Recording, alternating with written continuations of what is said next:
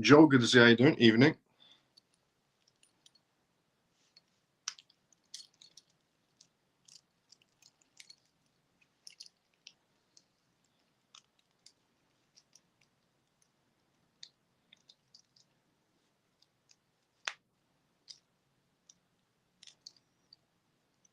Scott, good to see you as well. How you doing? How you been?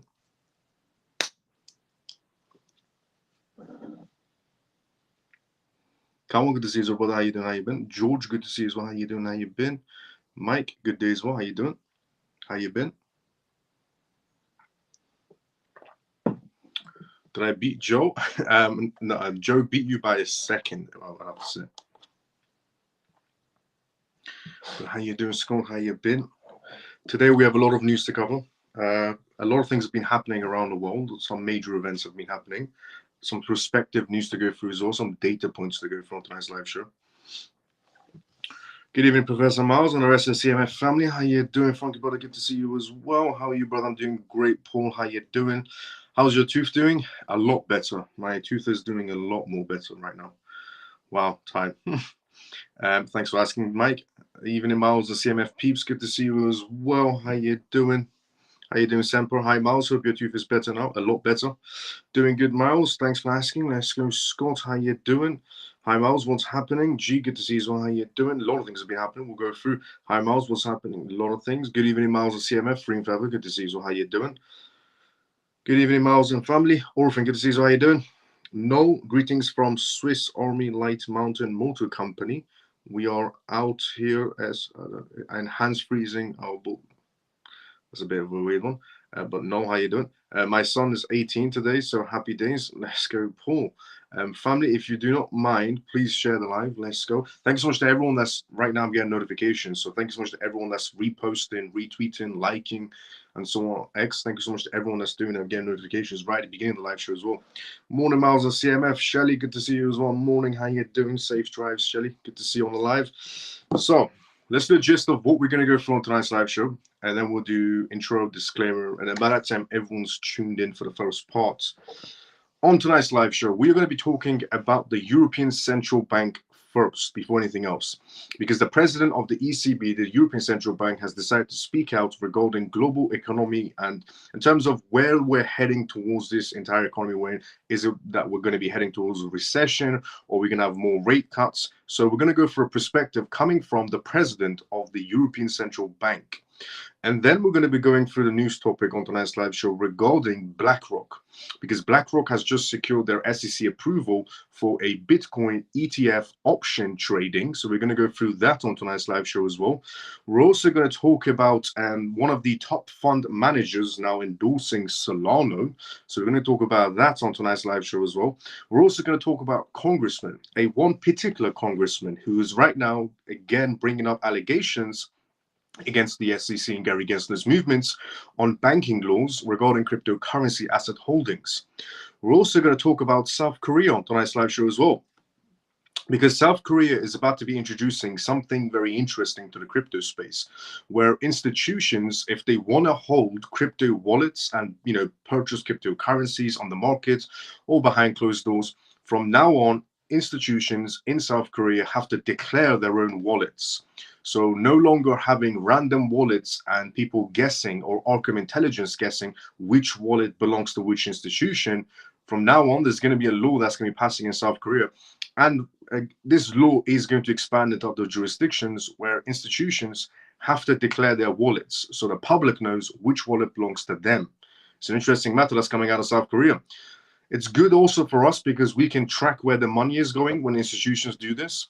We're also going to talk about tonight's live show regarding Ripple as well. The Ripple co-founder investing into an Ethereum-based project, Project Yellow, which I've been talking essentially on this live show for a small while now regarding Project Yellow and how Chris Lawson has invested quite a bit of his own money into Project Yellow as well, and that Project Yellow could be integrated on the XRP ledger. By the looks of it, is what's going to be happening.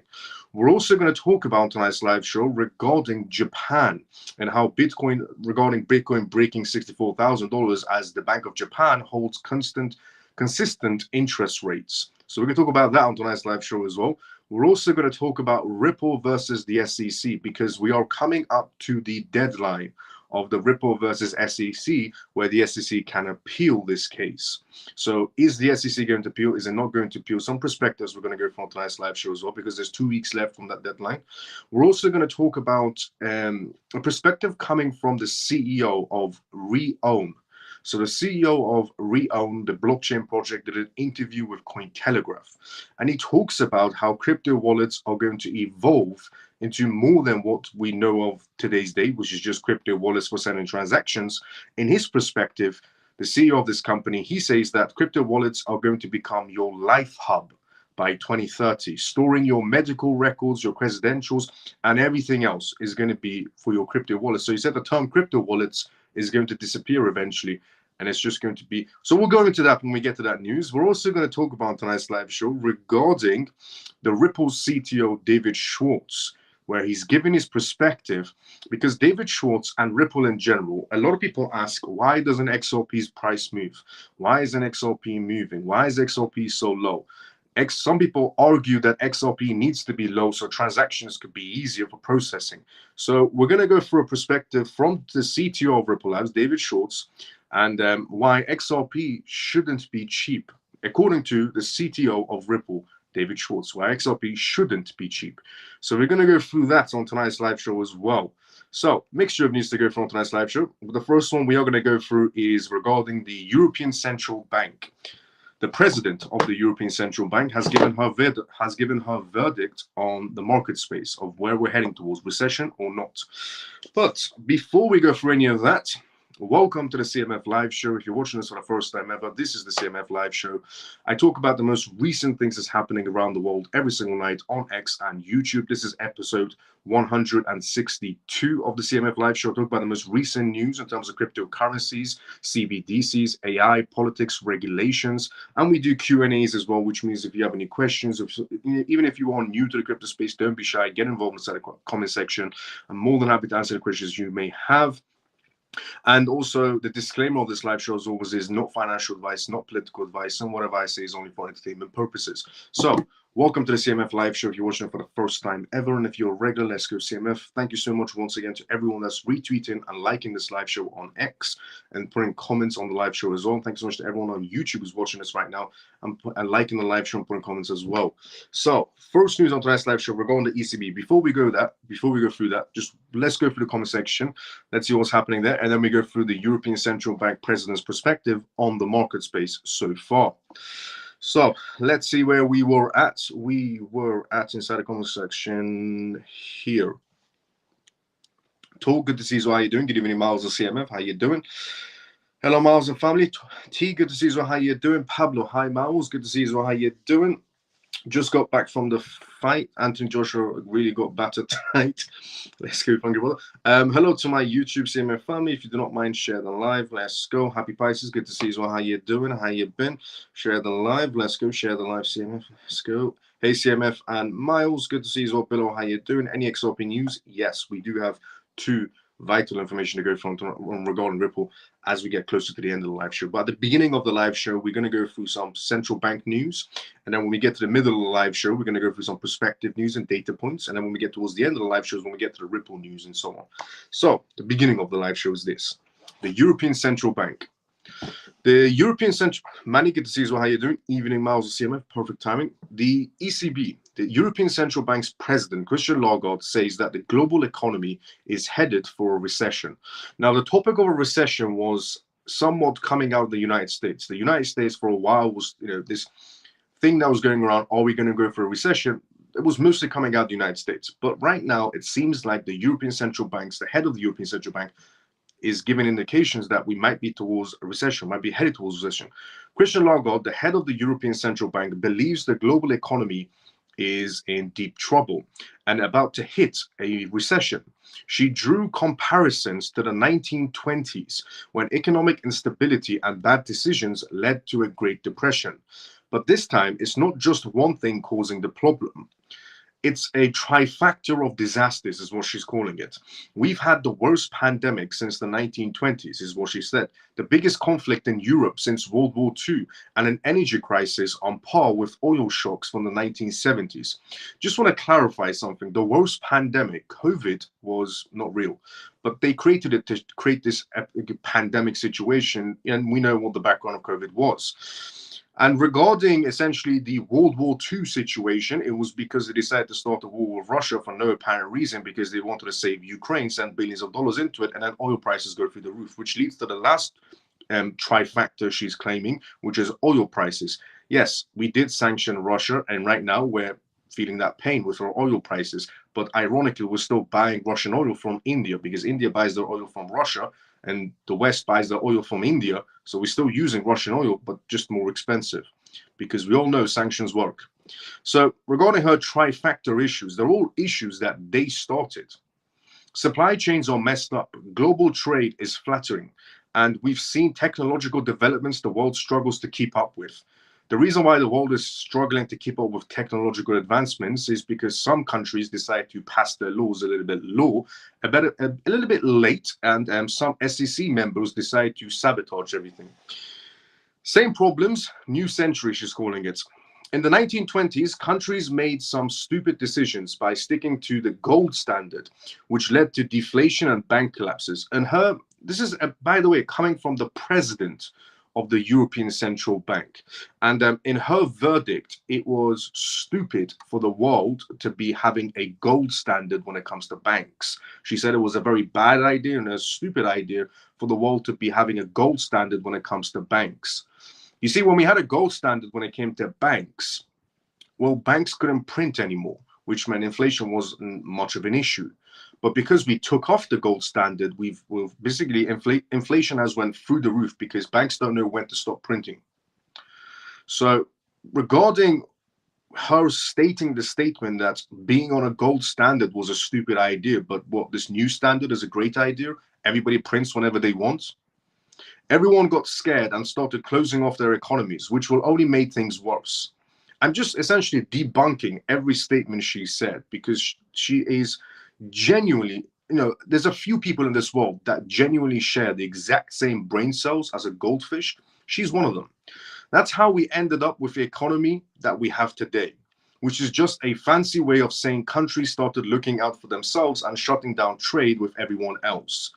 The reason why some countries decide to shut down trade with others is because, I don't know, maybe SWIFT decides to sanction countries, which makes other countries, essentially develop their own payment systems to go against SWIFT.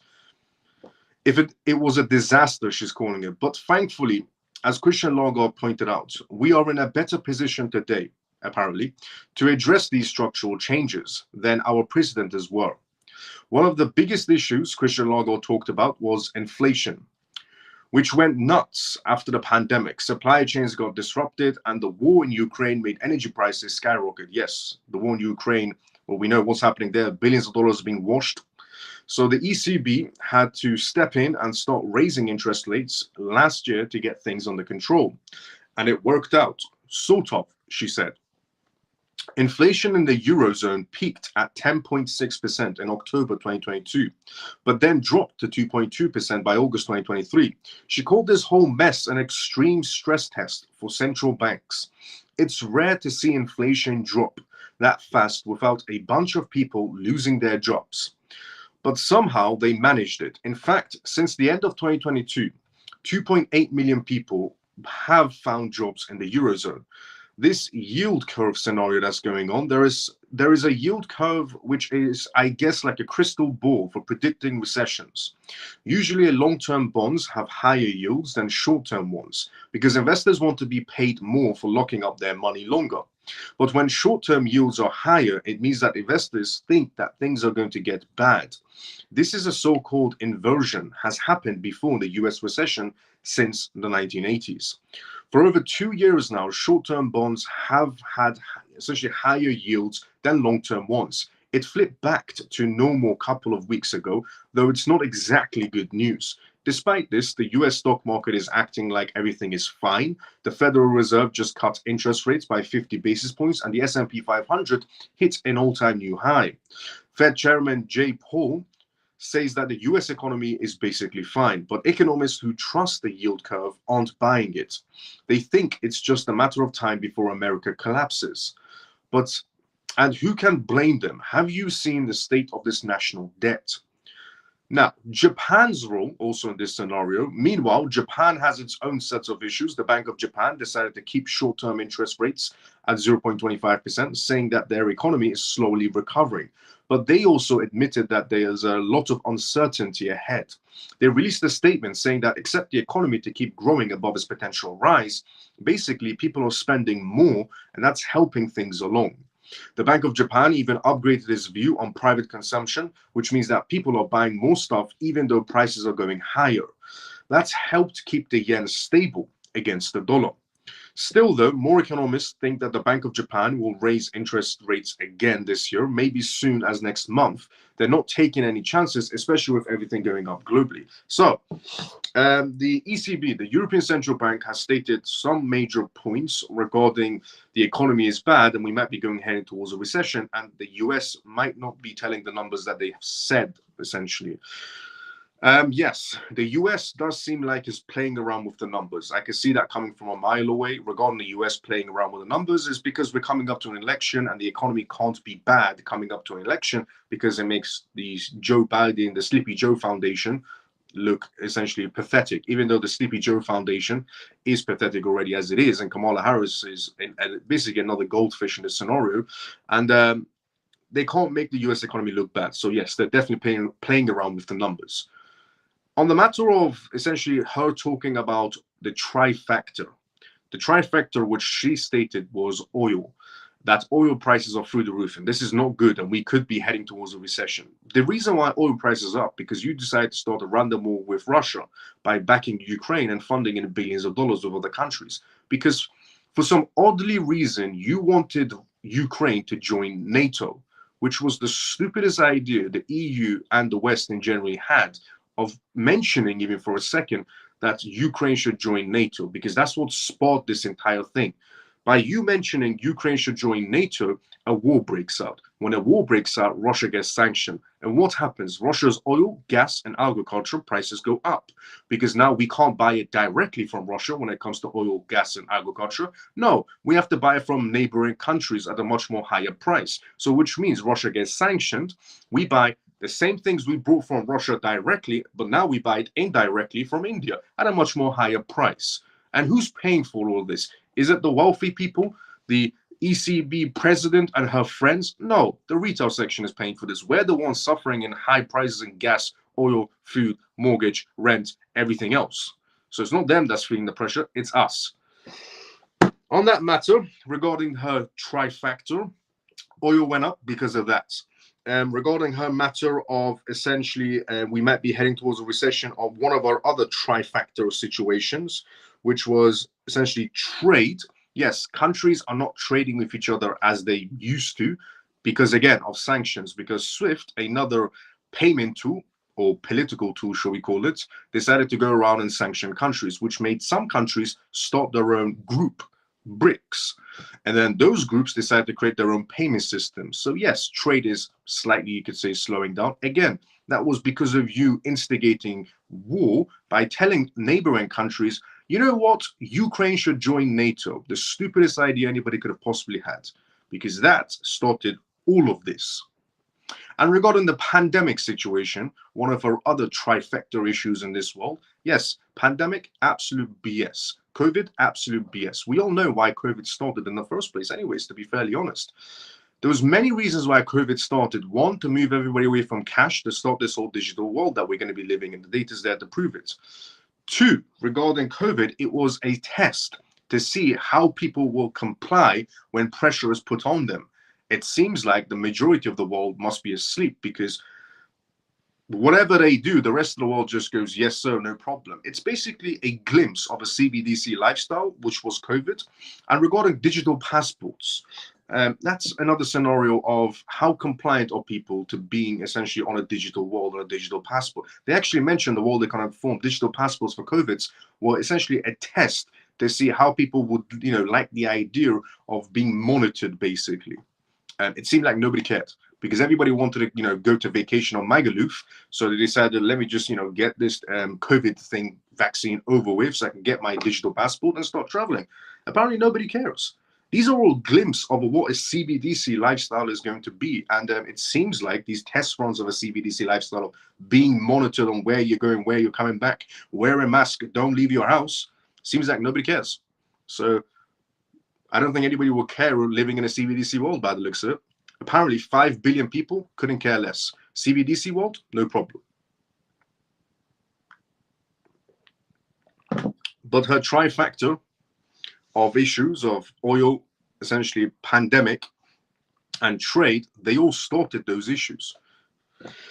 But at the end of the day, they don't feel anything, and it's the retail section that essentially feels the repercussions of their movements. Now, moving on from the moron, which was the European Central Bank president, what an absolute moron she is. Do you know the last time she made a speech, she said, cryptocurrencies are bad because my son brought cryptocurrencies and he got scammed. I'm guessing her son shares the exact same brain cells as her. Now, BlackRock is what we're going to talk about next. BlackRock secures SEC approval for Bitcoin ETF option trading is what we're going to talk about next. But before we go through that, let's go inside the comment section first. Let's see where we were at. Even Miles and Ian, good to see you as well. How you doing? It's so funny that the majority of the goldfish brains sit in such high places, and some sheeps try to tell me it's not rigged. The best points anybody could have made, which was essentially what Camel said. It's so funny that majority of goldfish brain people sit in such high places, which is factual. And some sheeps try to tell me it's not rigged. Do you think the US will join the BRICS one day? Here's the thing, BRICS is also rigged as well. BRICS is a Bank of International Settlements. Look, there's two groups right now. There's three groups. There's the SWIFT group of countries that use SWIFT as essentially a payment tool or a messaging tool or political tool. And there's the other group, which is BRICS, and there's the other group, which is ASEAN. Now, nobody talks about the other group, which is ASEAN as well. So ASEAN is similar to BRICS, but it's just a few Asian countries that collectively came together and created their own team, which is the ASEAN group. And then you have the BRICS group and then the SWIFT group. The SWIFT group, the BRICS group, and the ASEAN group, they're all under the Bank of International Settlements. So regarding the US will one day maybe join the bank, BRICS, essentially payment system, it's all under the same system.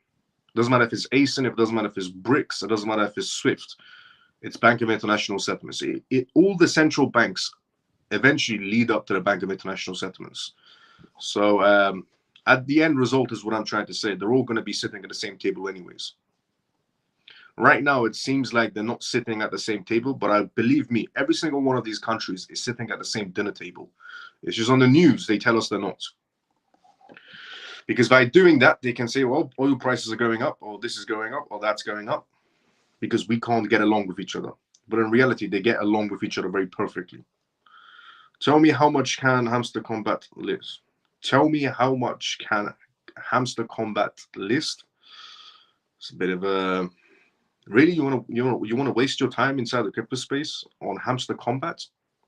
There are so many great projects in this crypto space, in the financial category, in the AI category, in the data category, in the gaming category, and you want to go for combat, Hamster Combat?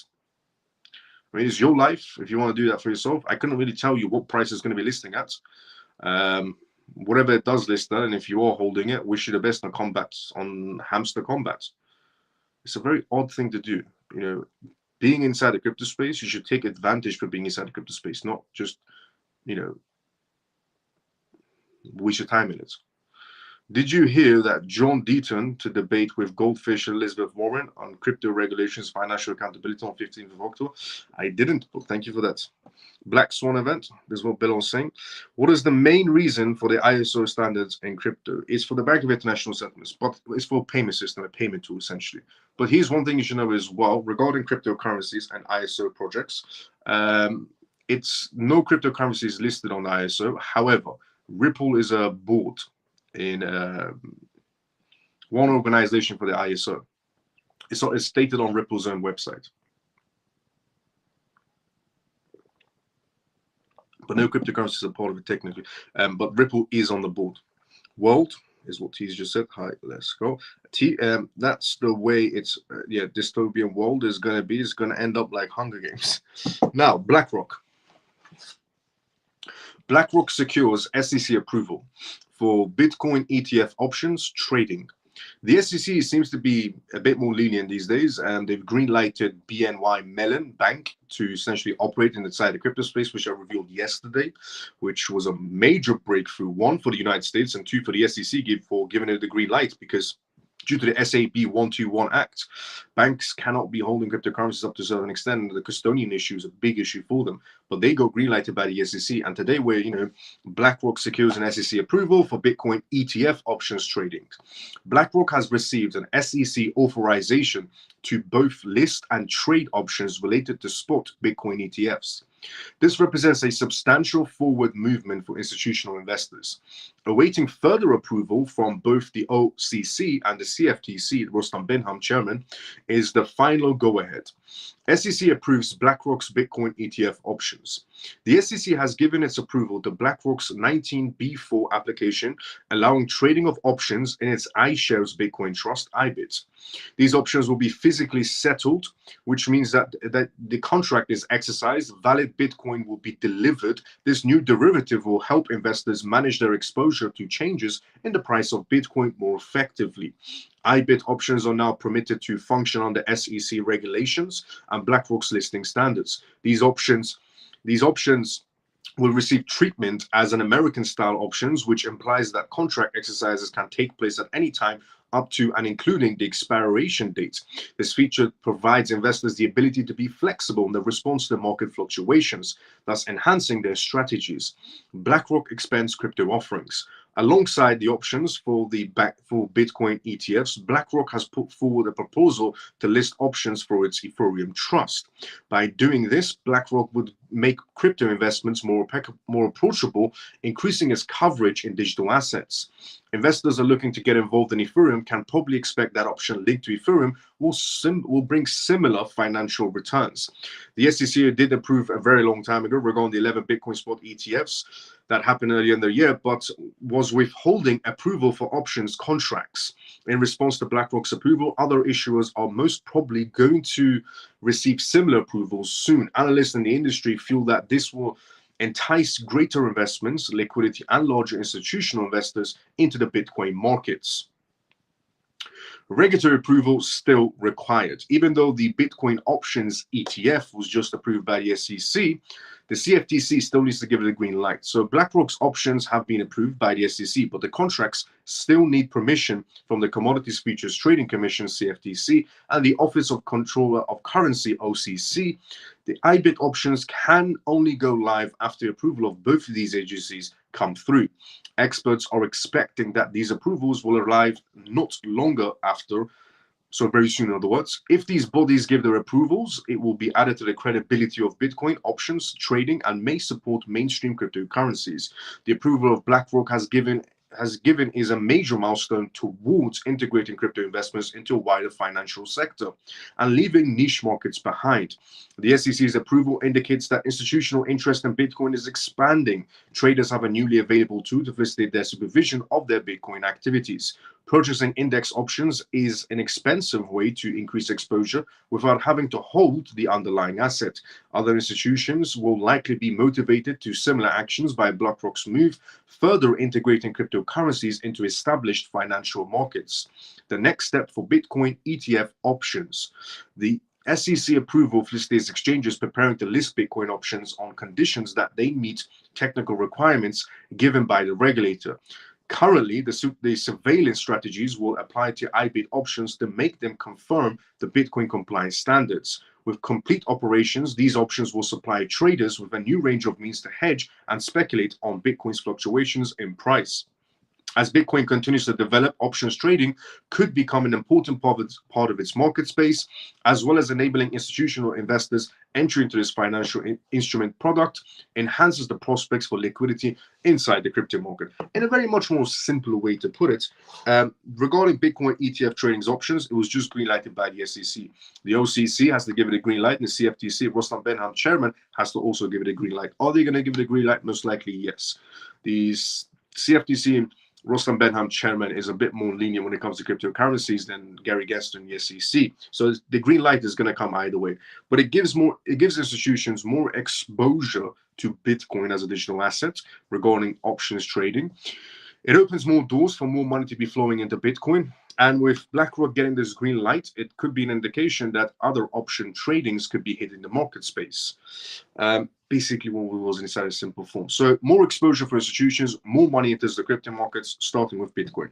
That was the first green light they needed. They need two more green lights, one from the OCC and one from the CFTC.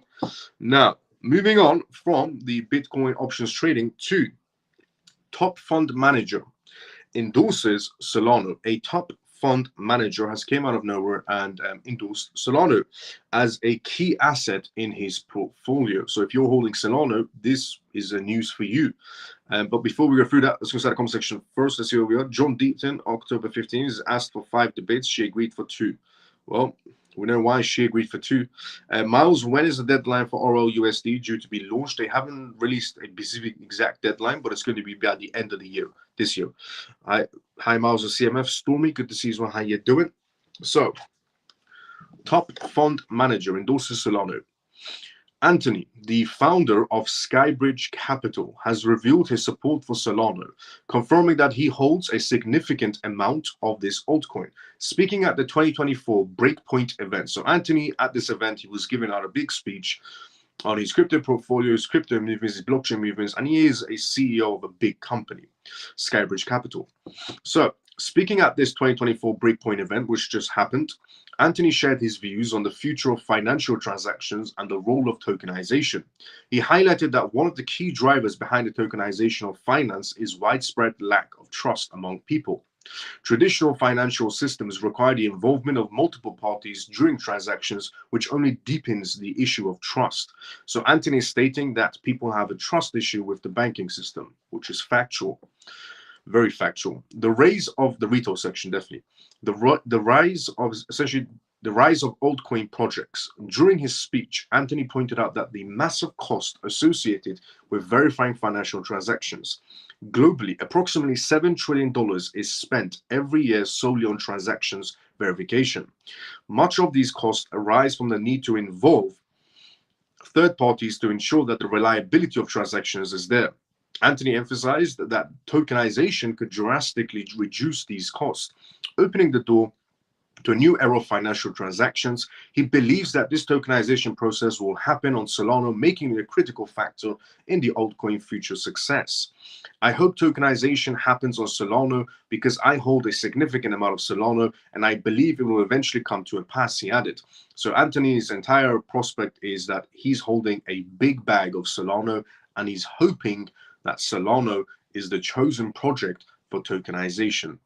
Okay, there is 2 projects that have chosen Solana for tokenizations, but there's no news on what the development stage is. So that's one of them is Societal General, so based out of Germany. They've essentially started doing some testings for tokenizations on Solana. They haven't released any sort of positive or negative so far on the testings.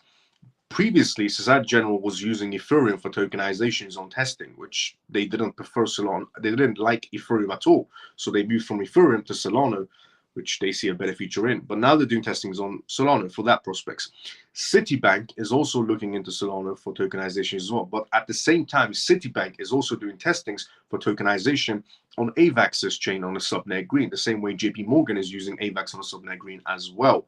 So on the fact that Anthony's suggesting that he's holding a big bag of Solana as the CEO of Skybridge Capital, and he's hoping that Solana is the chosen one for tokenization. What I have to say regarding tokenization is it's not going to be one particular cryptocurrency for tokenization. It's going to be a basket of cryptocurrencies that are chosen for tokenization purposes. So it's not going to be one particular chain. It's going to be a few chains that are chosen for tokenizations. These statements have sparked speculation in the altcoin community about Solana's future. There's growing anticipation surrounding the approval of a Solana ETF as well. Earlier this year, Anthony had advised the crypto community on Twitter to be prepared for a Solana ETF approval. It is true, Anthony did tweet out some tweets at the beginning of this year stating that Solana ETFs are happening this year, in his point of view, fueling expectations that institutional adoption of Solana could lead to a substantial price increase. But we never got a Solana ETF. The SEC and Solana's regulatory challenges is the reason why we never got a Solana ETF so far. However, Solana faces some hurdles. The US Securities and Exchange Commission, SEC, has labeled Solana as an unregistered security, placing it under regulatory scrutiny like many other altcoins. In which particular case is Solana a security? It's the Coinbase case. Inside the Coinbase case, Solana and a few other cryptocurrencies have been selected by the SEC to be securities. Like Bitcoin and Ethereum that are classified as commodities by the SEC, allowing them to operate within a broader legal framework, this clarification has attracted institutional investors to Bitcoin, and many analysts believe that Bitcoin's success could benefit other cryptocurrencies, including Solana. Yes, it is true. Bitcoin's success is going to bring some clarification for other cryptocurrencies of having an ETF. Bitcoin was the first one with an ETF. Some people said no more ETFs are going to happen. It's going to be Bitcoin, and that's it. I said more ETFs are on the way, even though when Michael Saylor said Bitcoin ETF is the only ETF in this world and it's always going to be Bitcoin ETFs, about 2-3 days later, the SEC approved Ethereum ETFs after Michael Saylor stating publicly on a stage that it's only Bitcoin ETFs.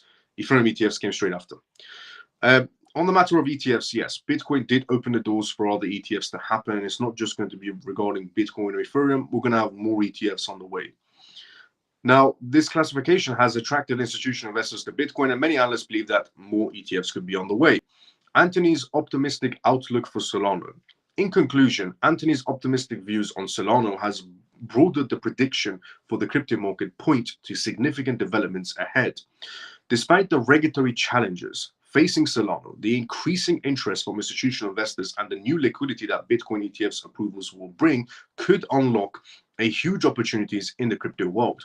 If Solana ETFs approval comes through, it will mark a pivotal moment for cryptocurrency, signal a major step towards a future success. If Solana ETFs come through as an ETF, it's going to be a pivotal moment for the crypto space. Look, I'll be honest, if any more ETFs come out, it will definitely be a pivotal moment for crypto space. If the SEC, Gary Gensler, gets off his high horse and starts approving some ETFs, yes, it's going to be a pivotal moment for the United States and for the rest of the world. Because Brazil already approved Solana ETFs. Nothing much happened, but they approved it a while ago. The Brazilian markets, they already approved Solana ETFs, 2 Solana ETFs. Not much happened to Solana's price because we need America to give the green light, not just for Solana, but for other cryptocurrencies as well. That's the one that moves the price. America shows confidence. America does anything, the rest of the world will follow. America was the first one with essentially Bitcoin ETFs. Institutions start buying Bitcoin ETFs from the United States, and then every other jurisdiction said, you know what, Bitcoin ETFs, not a bad idea. America essentially approved Ethereum ETFs. Every other jurisdiction said, you know what, Ethereum ETFs, not a bad idea. And so on. America leads the way, and then the rest just follow. They show the confidence because a very simple way to put it, as the Bank of International Settlements puts it, if the American markets sneeze, the world market catches a cold, which is factual. So based on that fact, America leads the way in terms of any market space. They make the move, the world follows it because they control the markets. Now, congressman is what we talk about now. One particular congressman has decided to come out against the SEC.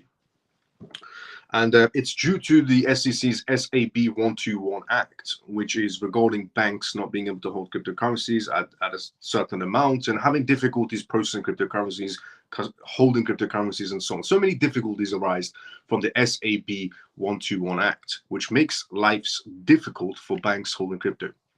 The interesting part is when the SEC introduced the SAB121 Act, the Congress decided they want to essentially get rid of this act and to go against the SEC. And do you know what Sleepy Joe and the Sleepy Joe Foundation, the Biden administration said?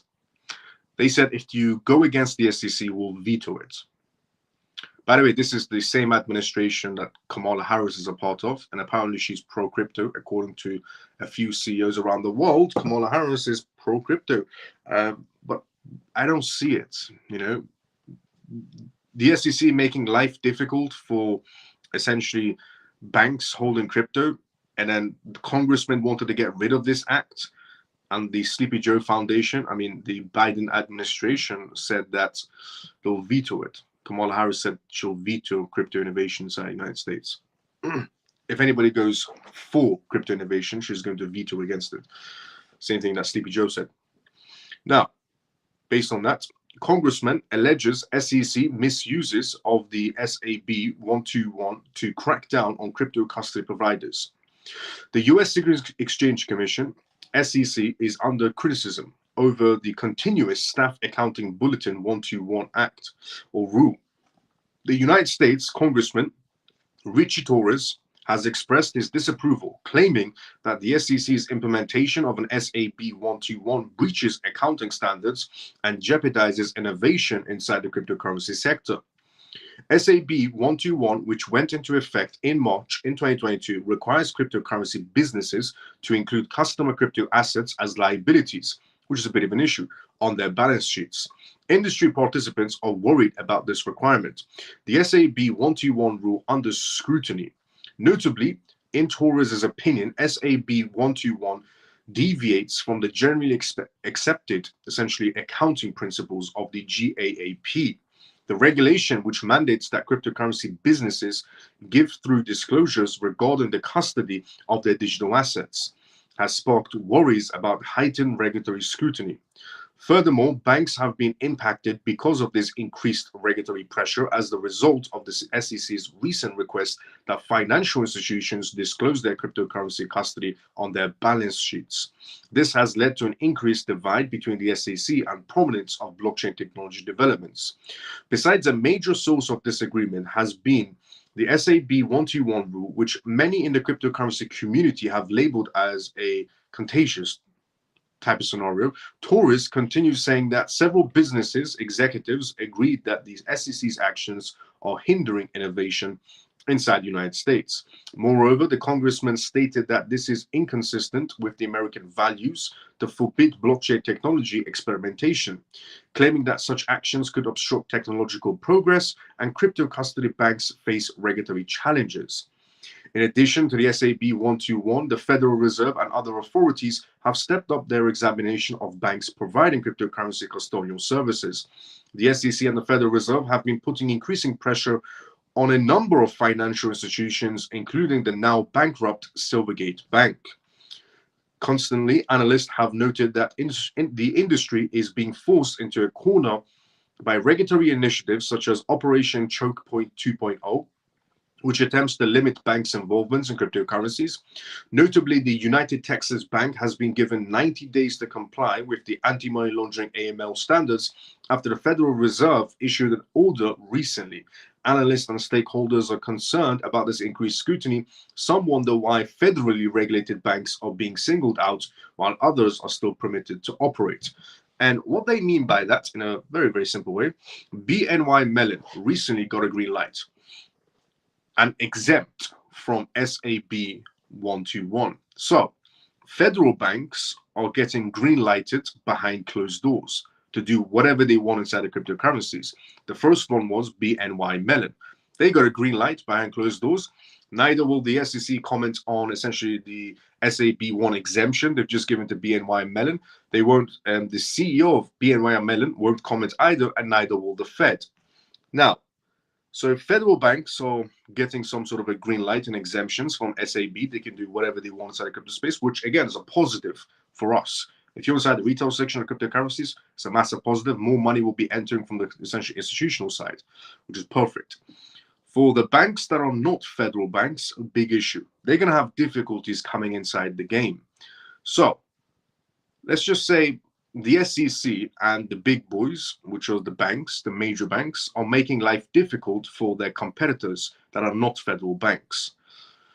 So we could be seeing more bank closures, but not big bank closures, but the ones that are digital banks and small banks and medium banks are going to go bust. if this carries on, because this is going to give the federal banks a head start on cryptocurrencies, while the rest of the small and medium banks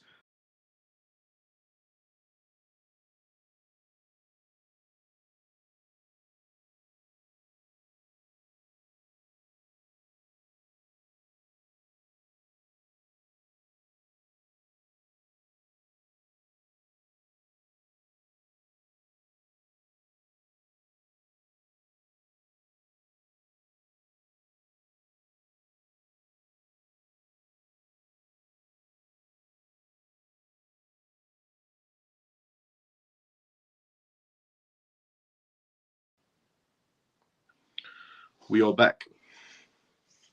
Yeah, I don't know what that was. Well, we are back. Okay, let's go inside the comment section. Moving on from the banking news. Next, we're going to talk about South Korea. Some major things are happening in South Korea. They're moving up their legislations, and that legislation could happen anywhere else around the world as well. And it's a big thing, very big thing. But let's go inside the comment section first, and then we go back to that. Let's see where we were at. We were at here. Boss Miles, Toby, good to see you. How you doing? And people forget the CBDC tokenization will play a big role. Yes, people do forget that CBDC tokenizations will definitely play a big role. Facts. When we say tokenization, what is the depth insight to understanding the term, please? Toby, the easiest way for me to put tokenization for you in the picture is a new avenue stream. Tokenization is a new avenue stream to make more money from people. Very simple way to put it. So, for example, if they want to build, a building, for example, if they want to build a building, and normally they would have to get some sort of fundings for that building to be able to build it, and so on. What tokenization will do for that particular project, and I could just even use an example. For example, El Salvador. El Salvador is building a Hilton hotel. This is not a lie. This is completely truth. And it's what's happening in the real world. So El Salvador is building a Hilton hotel. Now, this Hilton hotel needs money to be able to build itself. So how are they going to raise money for this hotel? Well, essentially, they started a tokenization project for this Hilton hotel in El Salvador, where people are buying shares inside of this, essentially, and funding it. And later on, from their tokenization, essentially, what they're getting in return is some vouchers and some returns in terms of maybe a one-night stay and so on. So tokenization is just a new avenue stream to essentially for everybody to be a part of something, where you can have a part inside of this building or a part of this inside of this property. And it shows more transparency as well for banks. So let's just say if you want to get a loan from a bank, some people would lie on their applications and say they earn $100,000 wage. In reality, they don't. When we live in a digital world, tokenization makes everything very transparent, which means if you go to a bank and you say to a bank, well, I own this and that, the bank could just type in your wallet address and see what you own. And they can see you own a share in this Hilton Hotel in El Salvador. They can see you own a tokenization part of another hotel or another building or whatever. And then, therefore, they can base that on giving you a loan. Tokenization just makes life easier for banks when borrowing money to essentially anyone. It makes things more transparent. It essentially gets rid of middlemans in terms of too much unnecessary paperwork for accountants or lawyers for you to be able to get mortgages or loans or whatever's. Tokenization makes life more transparent, much more easier, be able to do transactions back and forward, and it's a new avenue stream to get more people involved, to get more people's money involved into different projects. Simplest way to put it.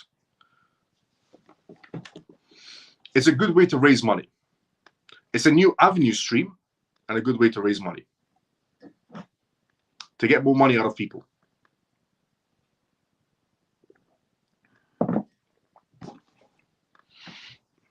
But there are benefits in tokenization, like the Hilton Hotel they're building. Anybody that partakes in that tokenization project, the Hilton Hotel that's building with an airport in El Salvador, anybody that's a part of that tokenization project gets a few nights stay once in a while and some other things. It's just a new avenue stream, but brings a lot of money to the table. When they say it here, Miles, I think the most trusted source will be Ripple when the regulatory cloud is lifted. I agree, 1,000,000%. So much for freedom of speech. They were on to you, Miles. Evening all. Susie, good to see you. How you doing? So, Moving on from the banking SAB 121 rule 2. I saw you at the Diddy party last year. Long time no see, bro. How are you? Yeah, I've never been to a Diddy party in my entire lifetime, and I will never be attending a Diddy party in my entire lifetime either. But it seems like Diddy might not be. Um, well, it seems like actually I'm not going to be commenting on that matter because I don't know, maybe another blackout situation could happen where this cuts out again. Yeah, I'm not going to comment on Diddy's issues. But whatever happens to Diddy, he probably deserves it because there was a lot of dodgy behavior on his end, a lot of corrupt and dodgy behavior. Let's just leave it as that. Now, South Korea. South Korea amps up its crypto game. Phase 2 legislation unveiled. South Korea is introducing something that every jurisdiction should be introducing. Now, they're actually moving into level 2. South Korea is moving into level 2 when it comes to crypto regulations. And level 2 is for institutions because this entire year is about institutions coming in. The next wave of clientele is going to be institutions. So on that basis, regarding level 2 of South Korea, they're introducing something where institutions have to publicly state which one is their wallet. So inside the crypto space, we don't know which wallet officially belongs to which institution, unless the institution itself comes forward and goes, this is our wallet, and this is the cryptocurrencies we're buying. So we have, chain analysis who chases up wallets inside the crypto space and finds out which wallet belongs to who, or Arkham Intelligence. They search up and find out which wallet belongs to which company, for example, which cryptocurrency wallet. But South Korea wants institutions to declare their wallets from now on, and which makes essentially, as a trader or an investor, your life 10 times easier. Because if you want to track the money, if you want to follow the money, well, knowing which wallet belongs to which institution and what they're buying is all we need to track the money. So, on that basis, South Korea, on its part, has begun the second stage of crypto regulations, pushing in line with a law on the use of cryptocurrencies. The Financial Services Commission, FSC, promised on September 20th that they would step up regulation levels, which she just did. Appropriate steps will be taken to expand the virtual assets market and enhance investor protection. It demonstrates both enthusiasm of Korean authorities to nurture essentially a new sectors and appropriate solutions to the risk posed by digitalized assets. South Korea enhances crypto market transparency. The FSC plans to fill the holes in legislations by creating real name accounts for corporations and bodies participating in virtual asset arenas. This basis will be more transparent and them oriented. Legal clarity will be offered to those corporations that have been limited due to the absence of revolving laws. With the corporate markets maturing in South Korea, more shifts are being made towards corporates rather than individual investors to meet international needs. The ethnic accounts catering to such challenges are not enough. The FSC will also review the Capital Markets Act. This will allow unemployment policy immigrants to hear about capital movements for digital assets, like security tokens and central bank digital currencies. This way, Korea is also seeking to address how to allow traditional and virtual mounted financial markets to compete fairly. The FSS to scrutinize crypto exchanges for risk. The second phase of the legislation will also focus on the operation and qualification requirements for virtual asset service providers. These providers will face a stricter anti-money laundering AML laws and know your customer standards. These steps are crucial for preventing illicit financial activities. They can ensure the virtual asset industry operates with integrity and security. In line with this, South Korean authorities plan to investigate crypto exchanges involved in irregular activities. The Financial Supervisory Service, the FSSS, will focus on 2 Korean won-based exchanges and several other digital asset platforms to curb potential risk. The recent Virtual Asset User Protection Act, essentially entrenchment, underscores the government's resolve to tackle fraudulent activities. South Korea targets safer crypto investment climate. The FSC emphasized the importance of collaborating with international regulatory bodies to maintain a global compatibility in its regulatory approach. This cooperation aims to reduce the risk of regulatory arbitrary, further to ensure that digital asset activities in South Korea align with evolving global standards. By working with global regulators, the FSC seeks to create a safer environment for investors and promoting innovation in the crypto space. Investor protection remains a key priority, with the FSC taking measures to prevent fraud and market manipulation. Over the past year, South Korea's Joint Virtual Asset Investigation Team seized over $107 million in assets linked to crypto-related fraud. The team has effectively prosecuted high-profile cases, including luxury assets, demonstrating the government's serious approach to regulation and enforcement. So South Korea in part 2 is doing two things. One, from now on, corporations that want to operate in South Korea and have a cryptocurrency wallet, they have to declare their cryptocurrency wallet and say, for example, this cryptocurrency wallet belongs to Skybridge Capital. This cryptocurrency wallet belongs to essentially, Microsoft. This cryptocurrency wallet belongs to Hyundai. This cryptocurrency wallet belongs to Samsung. Corporations in South Korea would have to start declaring their wallets, which is not a bad thing. If you're a type of person that wants to follow the money in the market space, South Korea is about to make your life 10 times easier, because you don't have to guess what's happening inside the market space or which corporation is buying which crypto.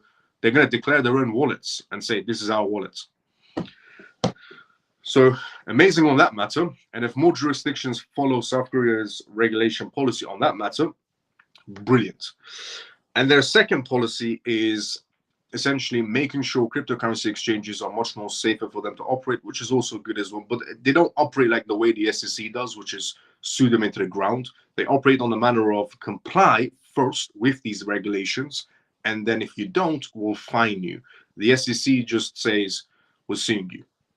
There's no complying whatsoever, because nobody knows what to comply to when you don't have regulations. At least South Korea has regulations in place and says comply to these regulations, or we'll sue you. SEC just goes, comply to these imaginary regulations or we'll sue you. But what South Korea is doing with the corporations is amazing. We can easily track the money from now on, once the corporations start declaring their wallets. So imagine corporations are buying, for example, Bitcoin or Ethereum or Solana or XRP or XLM or XDC or CARD. We can find out what they're buying from now on. We can track their wallets, which is amazing. Now, Ripple is what we're going to talk about next. Ripple's co-founder invested into a project by the name of Yellow Network. Now, Yellow is a project that's going to make life easier for corporations, and it's based on Ethereum. Chris Larsen essentially invested a little bit of his money, and Yellow raised $10 million in seed money. So Yellow Network, the crypto project, raised about $10 million in seed money from Chris Larsen and a few other high-profile VC companies, and it's built upon Ethereum. Now, Ripple's co-founder invests millions of dollars into Ethereum-based project Yellow. Chris Larsen, co-founder and chairman of Ripple, has made headlines inside the crypto world for his latest investment. Now, I've talked about Yellow for a while regarding Chris Larsen's investment into Yellow and venture capitalists into Yellow as well, but we have a little bit more detail to go on now. Chris Larsen has invested a whopping $10 million into Yellow, a new Ethereum-based platform. This move has generated significant buzz inside the crypto space, as Yellow offers innovative solutions aimed at transforming decentralized trading. With its feature designed to accelerate and enhance the efficiency of crypto transactions, Yellow aims to reach a broader user base with the backing of Chris Larsen. Ripple's co-founder's investment in Yellow. Chris Larsen's investment in Yellow marks a significant development inside the crypto space. Yellow introduces a revolutionary Layer 3 solution for crypto trading. Built on top of existing Layer 2 protocols, Layer 3 promises almost zero latency in trade matching, which can dramatically improve the speed and efficiency of cryptocurrency trading. Traditional decentralized exchanges often suffer from delays and congestion, but Yellow aims to minimize these issues. The platform's real-time trade matching and rapid transaction execution offers a critical advantage, particularly for institutional investors and high-volume traders. Potential XRP ledger integration is on the way as well for Yellow. So Yellow could be basically on the XRP ledger through an EVM. That's why Chris Larsen has invested into Yellow. Now, if anybody's wondering, the Yellow token is not out at all. So if you're going to go and search for a token called Yellow, it's not out yet whatsoever, but it is in the works. One of the most exciting aspects of Yellow's roadmap is its plan to integrate with the XRP ledger through its EVM, Ethereum Virtual Machine sidechain. Ripple's Ethereum compatible sidechain acts as a bridge in the crypto ecosystem. And essentially, in the crypto ecosystem, facilitating seamless transactions between different blockchain networks. This integration will enable users to transact easily between Ethereum and Ripple's ecosystem, providing the wide range of trading options. The potential for this integration has created positive synergy between Ripple and Ethereum communities. This integration not only enhances the potential of Yellow, but it also extends the use of cases of XRP Ledger by bridging together Ethereum's vast development network and Ripple's robust infrastructure. Yellow could play a crucial role in the future of decentralized trading. Ripple's support fuels growth opportunities. Chris Lawson's $10 million investment is a significant boost to Yellow's competitive edge in a decentralized finance sector. Ripple's extensive global network and technological expertise are expected to accelerate Yellow's growth. As long as established players in the blockchain industry, Ripple is known for delivering innovative solutions, and Chris Lawson's investment in this new project reflects Ripple's forward-looking strategy. Yellow is poised to become a major player in the DeFi space with the support of Ripple's co-founder. This financial backing essentially strengthens the platform while also providing Yellow with access to Ripple's global user base. Notably, Ripple's vast user base across Asia and Europe is expected to help Yellow achieve global recognition in a short time, and Yellow is going to be integrated on the XRP ledger, apparently, which amazing. If this is going to be happening regarding Yellow, but here's the thing, some people might be wondering, why is Chris Lawson investing into a project that's being built upon Ethereum? It goes back to what the CTO of Ripple said. David Schwartz, a very long time ago, said in his own words that Ripple is essentially the XRP ledger. David Schwartz said the XRP ledger is somewhat of Google. He said the same way everything connects to Google, which it does, everything on the internet pretty much goes back to Google search. He said the XRP ledger is going to operate like Google, where everything eventually connects to the XRP ledger. Hence why there's an investment going on in Ethereum's chain for Yellow project on a layer 3 from Chris Lawson. He saw potential in Yellow, which is going to be integrated into the XRP ledger through the sidechain EVM. But all of this is in the works. Yellow could fall off the face of this planet and might not even start up ever. It only depends on whatever Yellow's trying to build, they can execute it. Whatever Yellow's trying to build, if they can execute it, and then we can see the progress, and then we can see the token, and then we can see the sidechain movement happening. But either way, it just comes back to what Chris Lawson's, as David Schwartz, the CTO of Ripple, said, which is the XRP ledger will just be like Google. Everything eventually will connect to the XRP ledger, which is what's happening.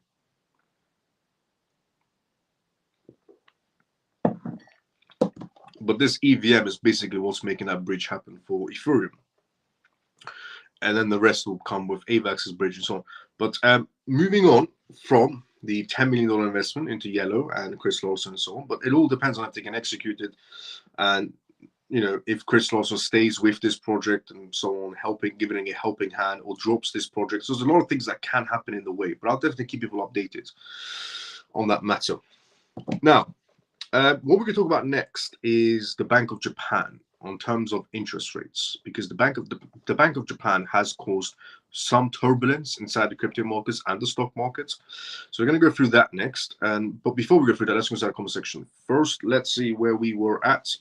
So much freedom of speech. Yeah, existent. Ray, how you doing? What's up, Miles of Family? Good to see you. How you doing? Susie, good to see you. As well. How you doing? I saw you deep. How you doing?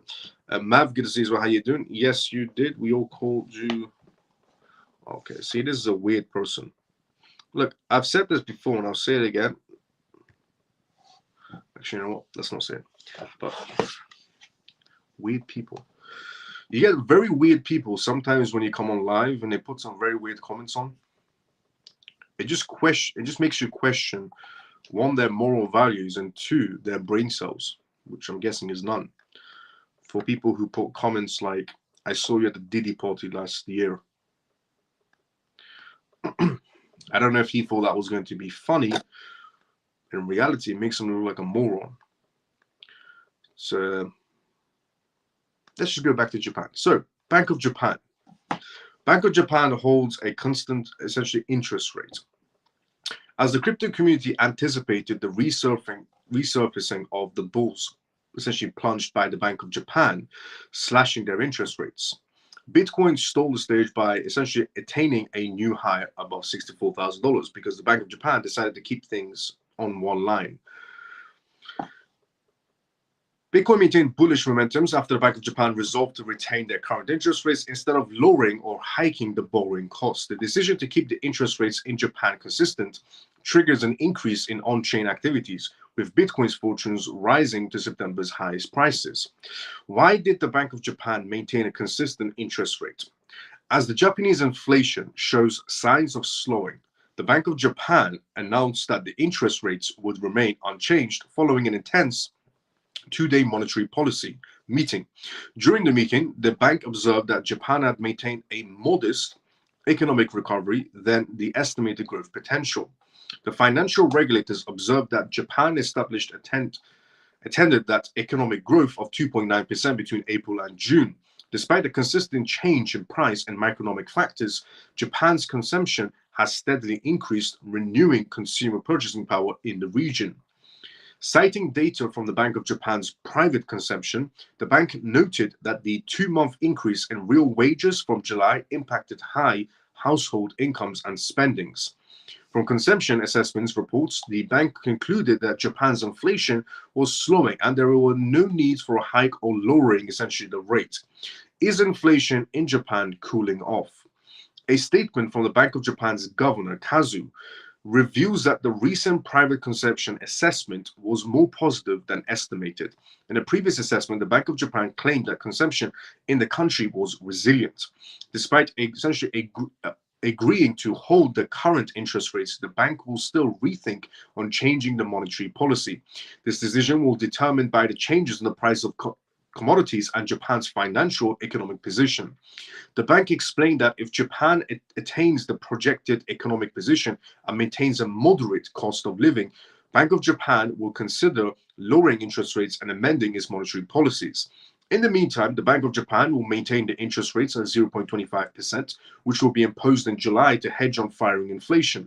However, if Japan remains stuck in an inflationary environment, the Bank of Japan would have increased the rates. The Bank of Japan's decision to keep the interest rates consistent with the country to what most experts anticipated, data from prediction markets shows that the Japanese economists and investors did not expect the Bank of Japan to increase the rate this month. Some market watchers predicted that the Bank of Japan will increase the rate by December, since the bank is expected to have a meeting in late October. In the upcoming meeting, the Bank of Japan will revise the quarterly reviews in its economic projection, which will determine whether to increase or lower the interest rates. The Bank of Japan's unchanged interest rates stakes regarding shakes up the crypto markets. The Bank of Japan's announcements on maintaining the existing interest rates to a flat line triggered the Japanese currency yen and the stock market Nikkei to essentially record losses. Now, the Bank of Japan's new rates made risky assets such as Bitcoin more appealing to investors. Every time we go through a rate cut, investors have more money to invest and they tend to go for more riskier assets. Because if we do a rate cut, that means inflation is bad. If a country, any centralized bank does a rate cut, that means their economy is in the toilet. In the most simplest way to put it, if any country does rate cuts, it means their economy is pretty much in the toilet and is about to be flushed away. Which means that people tend to, after the rate cut, run towards either gold, which was the preferred choice for a lot of people to keep their assets safe. And now the second choice is obviously cryptocurrencies, to not just keep your assets safe, depending on what you're going for, but also add a little bit of profit in. So riskier assets. So every time we have an essentially interest rate cut, investors become a lot more riskier with their money every time there's an interest rate cut, which means they run towards the crypto markets to make something on top of their money. But a while ago, people inside the crypto space would have told you interest rates are bad for the crypto markets. I was anyone that said, I've always said that if we do have interest rate cuts, investors become more riskier with their money, which means they'll go towards cryptocurrencies. But everybody else inside the crypto space was stating facts of, in their opinion of facts, that if we have interest rates, it's bad for the crypto markets. It's not. Every time we have an interest rate, it shows that that economy, whatever country it is that's doing interest rate cuts, their economy is pretty much down the toilet. It's about to be flushed away. Simplest way to put it, which means investors become more riskier with their movements inside the market space every time there is an interest rate drop, because it tells them that economy is not doing good, which means I need to get my money to somewhere, either put it in a safe haven, gold, or put it into something to make some money out of it, which is crypto. So every time there's an interest rate cut, it's good, because it shows traditional market spaces are failing, which means there's an alternative market space. That's what interest rate cuts mean in the most simplest way, that that economy is doing terrible.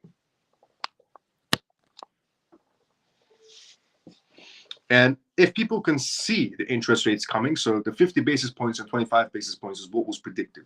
Some analysts, in terms of the Bank of America or JP Morgan and Franklin Templeton, Goldman Sachs, a lot of analysts from those major institutions around the world, mostly from the United States, were stating that, 25 basis points or 50 basis points, which means they priced it in. If they price it in, and they know what's going to happen next, and if they know what's going to happen next, they have their money ready to enter the market space. Hence why when we had that interest rate, the market, you saw what happened. Now, but there are other factors in play at that moment in time. One was BlackRock writing a white paper on Bitcoin, saying it was a good asset as well. That helped straight after the interest rates as well to make it spike up a little bit. Now, one major subject inside the crypto space, which is coming up in 2 weeks, is Ripple versus SEC. Now, you might assume Ripple versus SEC is done, which in reality, it kind of is. Ripple versus SEC is kind of, it's finished. However, there's still 2 weeks left for the SEC to appeal this case. Now, Ripple and XRP is a sore subject for some people, but I couldn't care less. If you don't like XRP or Ripple, it's vital information for you to know about inside the crypto space. You should know about any type of asset. There's a lot of assets out there that I might not prefer to hold in my crypto wallet, but I'll still hear the information. So what I'm trying to say is, if you hate Ripple or XRP, don't reject information. It's good. Don't ever reject knowledge. It's the one thing you should never be doing. Because a lot of people, when they hear XRP or Ripple, they're like, oh, I don't want to hear this. You should never reject knowledge, even if you hate the asset, which makes no sense. Don't bring emotions inside the market space. Now, Ripple versus SEC lawsuit. Last minute appeal regarding US SEC and XRP case. So there's 2 weeks left. Are we going to get an appeal from the SEC? Now, there's basically some perspectives.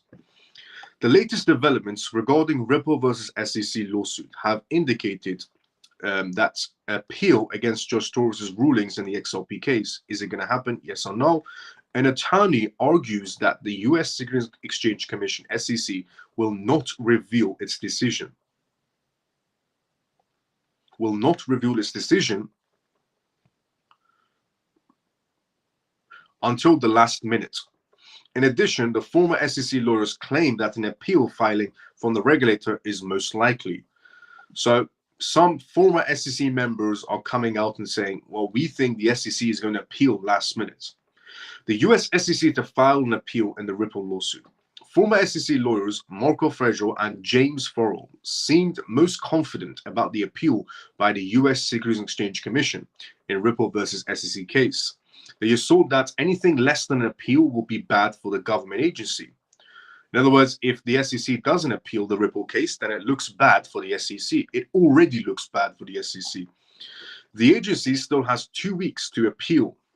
Tensions continue to grow in the XRP community as the appeal deadline gets closer. However, attorney Fred believes that the SEC is still unclear about whether to appeal or not. So some attorneys are coming out and saying, basically, we think that appeal maybe is not going to be happening from the SEC.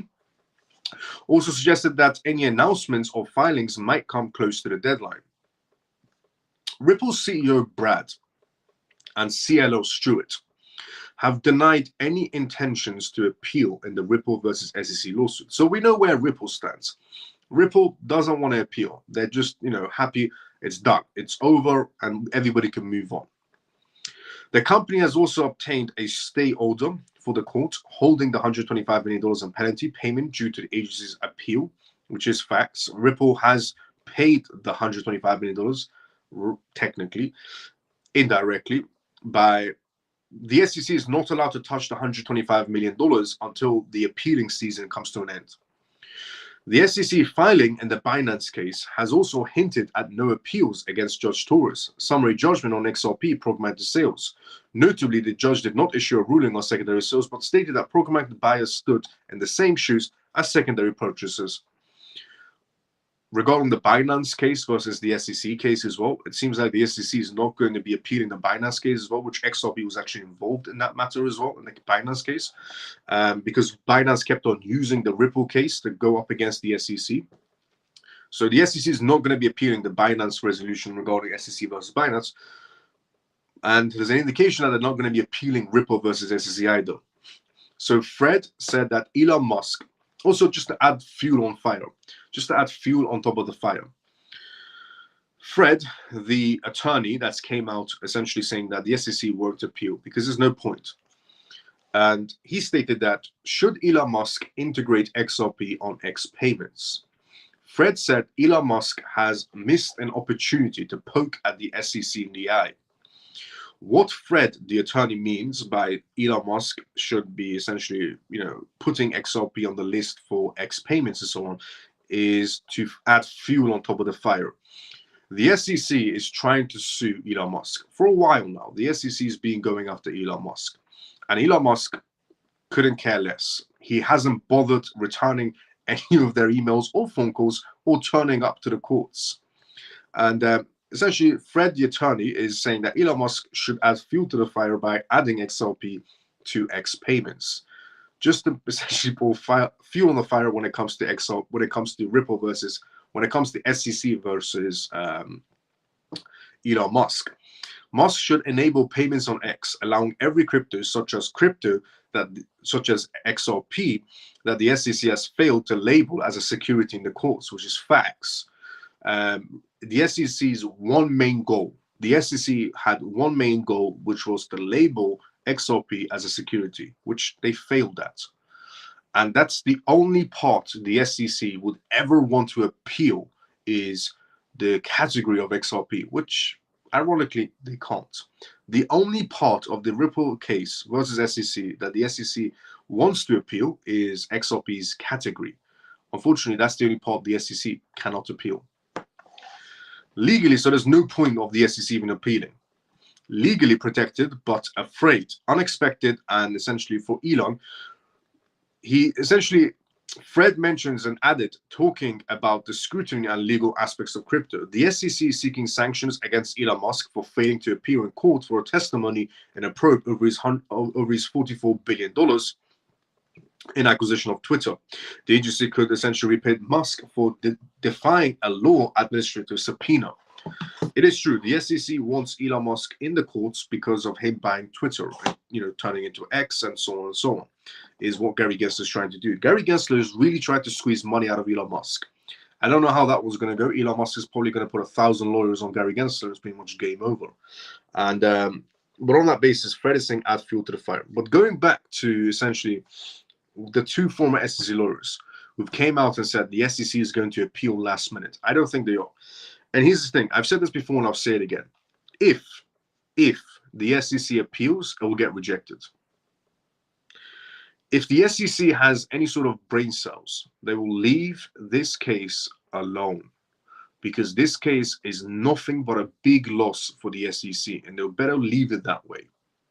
Because if the SEC decides to appeal this case, it will be a much more bigger loss for the SEC, bigger than this one.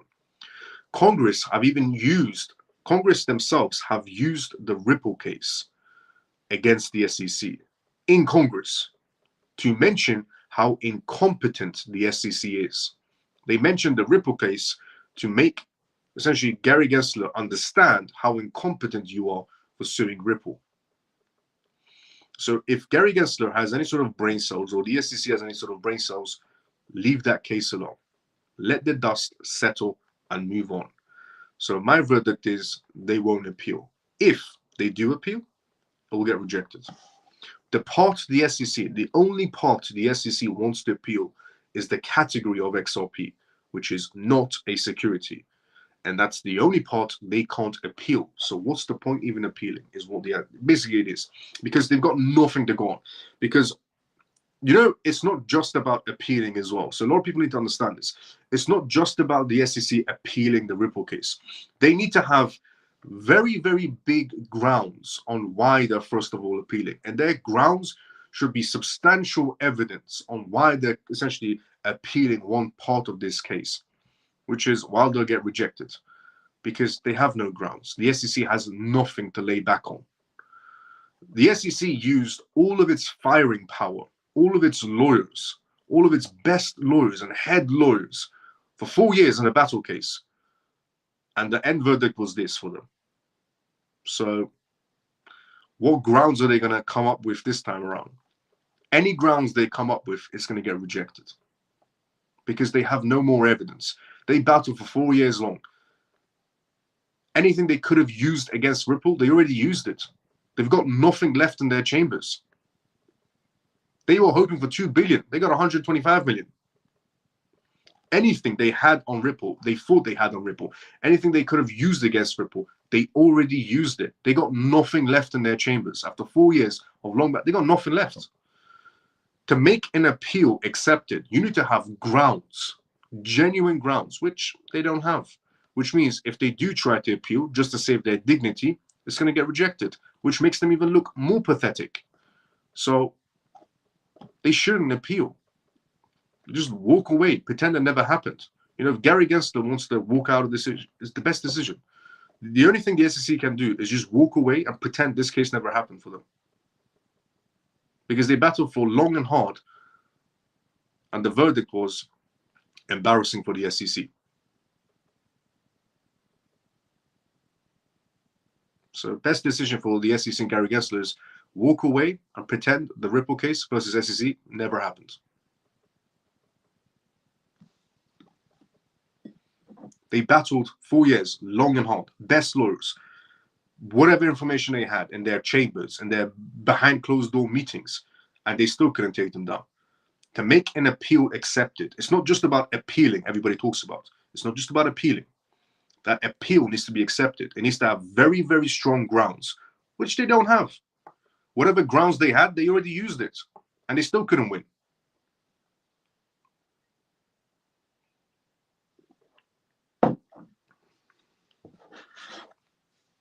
Because all they cared about was XRP security, which never happened.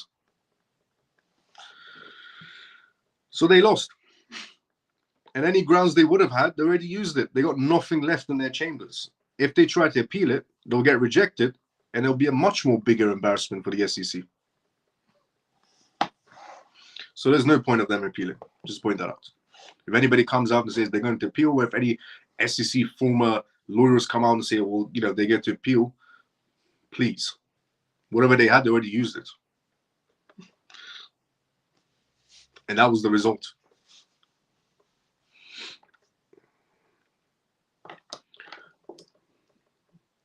Hi, Miles. Hope you're well. Message you on Twitter if you can take a look whenever you can. Much appreciated. Thanks. Kirit, no problem. I'll take a look after this live show.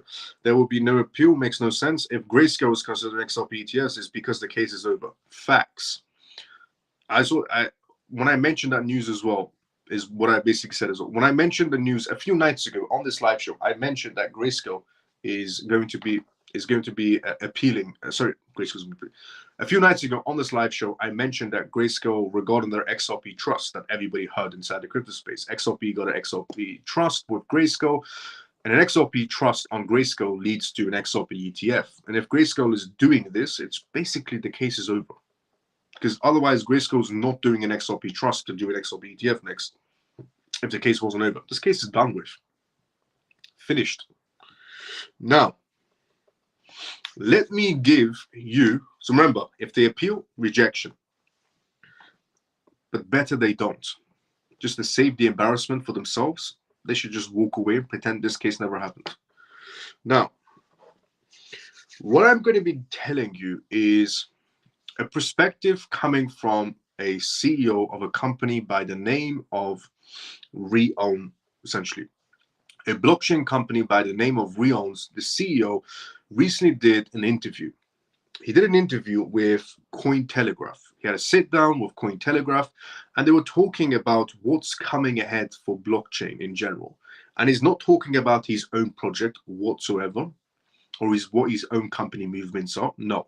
Instead, he's talking about what's in stake for the future of crypto, what's going to be happening next. And one particular subject he focused on was your crypto wallets. So, Reown CEO, crypto wallets to evolve into life hubs by 2030. Your crypto wallets will be essentially evolved into a life hub, storing your medical records on your crypto wallets, your credentials, and more. In a recent interview with Cointelegraph, Jess Hulgrave, the CEO of the on-chain UX platform Reown, shared a bold vision for the future of crypto wallets. He said by 2030, Holger predicts that the term crypto wallet by 2030 may become obsolete. So the term crypto wallet wouldn't exist anymore by 2030, as these digital wallets will evolve into a comprehensive life hub, capable of storing not just cryptocurrencies, but also your personal data on your cryptocurrencies, like your medical records, your educational credentials, and tickets, and so on. This transformation will see crypto wallets serve as a digital filing cabinet, offering users a secure, decentralized platform to manage their personal information, finances, and even everyday transactions. Holgrave believes that this shift will fundamentally change how people interact with their wallets and their broader digital economy. Is this giving you a picture of, remember when I said COVID was the same time COVID happened, the World Bank was doing blockchain testings. There's public documentations for that. When COVID was happening, the same year COVID happened is the same year the World Bank was doing blockchain testings, which they never revealed to the public until later on. And then COVID happened and everybody moved away from cash because cash carried germs. Everybody went to Apple Pay, Samsung Pay, Google Pay. And there was a massive spurge inside the cryptocurrency space. And then the government's told you crypto is bad, crypto is bad, crypto is bad to make you go against the government. But crypto was set up for you to go inside of it because the governments wanted you to get used to digital wallets and for you to be able to do payments on digital wallet and so on. So basically, everybody's already set up their digital identities in a very short term. The evolution from crypto wallet to life hubs. As blockchain technology continues to grow, the role of crypto wallets is expanding beyond merely storing your Bitcoin and other cryptocurrencies. According to Hulgrave, the next 6 years will bring a revolution in the functionality of these wallets, allowing them to handle a wide range of personal data and daily transactions. These wallets will become indisposable tools for storing documents, verifying credentials, and managing identity in a secure and efficient manner. Crypto wallets become a life hub by 2030, much more than just a place to store cryptocurrencies, Holger explained. She envisions these wallets managing medical information, educational certificates, even tickets, and even digital IDs. In other words, everybody has already set up their digital IDs, making them essential tools for managing every aspect of your user digital life. Digital filing cabinets for securing your storage. Holgrave compared these future wallets to digital filing cabinets, where users can store and organize sensitive personal data. The goal is to provide a one-stop solution for managing important documents in a way that prioritizes both security and convenience. While crypto wallets today are focused primarily on storing digital assets, future iterations will allow users to securely store and manage personal documents, certificates, and proof of ownership of physical or digital assets. Holgrave acknowledged that some users might be hesitant to store sensitive information, like their medical records on a digital wallet, particularly due to the concerns about privacy and security. However, she expressed confidence that advancements in security technology will reveal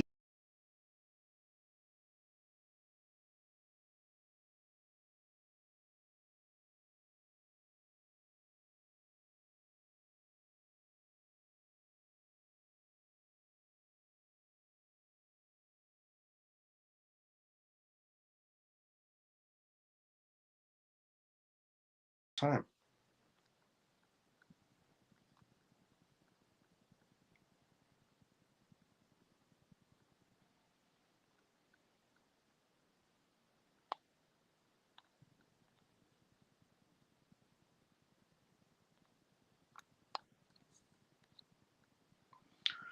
I'm guessing I said too much again.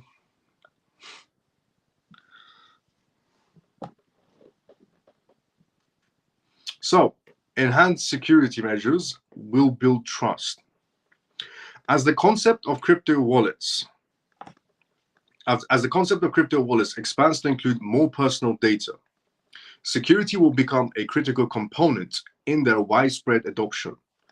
Holgrave emphasized that ongoing advancements in blockchain security and encryption technology will make it increasingly difficult for sensitive data to be compromised. This will be a key to building trust among users, particularly those who may be skeptical of linking their personal information to their digital wallets. While some users may essentially hesitate to link their personal information to a digital wallet today, future security advancements will provide the confidence needed to store sensitive data securely.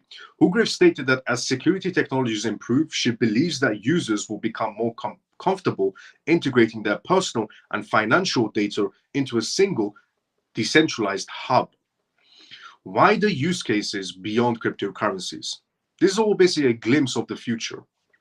Holgrave's vision for crypto wallets extends far beyond their current use as just for digital assets. By 2030, she believes that these wallets will be used for a broader range of everyday activities, including storing your concert tickets or travel tickets or verifying everything around you, managing your health records. This evolution will significantly increase the utility of crypto wallets, turning them into a multi-purpose tool that integrates seamlessly with various aspects of a user's life. Utility. The transition towards decentralized identity and essentially document management is already underway, with projects exploring how blockchain technology can be used to store and verify important documents. Crypto wallets are likely to play a central role in this movement, offering users an easy and secure way to access their data, authenticate their identity, and interact with decentralized applications. Challenges and adoption hurdles. While the future looks promising, Holgrave acknowledged that there will be challenges in getting users to adapt to crypto wallets as life hubs. One of the primary hurdles is user education, as many people are still unfamiliar with the concept of decentralized wallets and how they differ from traditional digital storage options. Additionally, there is a challenge of ensuring interoperability between different wallets and platforms, allowing users to manage all aspects of their lives in one place without being locked into a specific ecosystem. However, Holgraves is optimistic that blockchain technology will become more mainstream and these challenges will be overcome.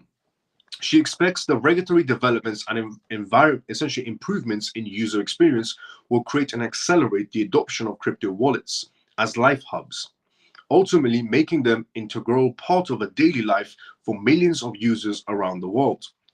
Conclusion. The future of crypto wallets as life hubs.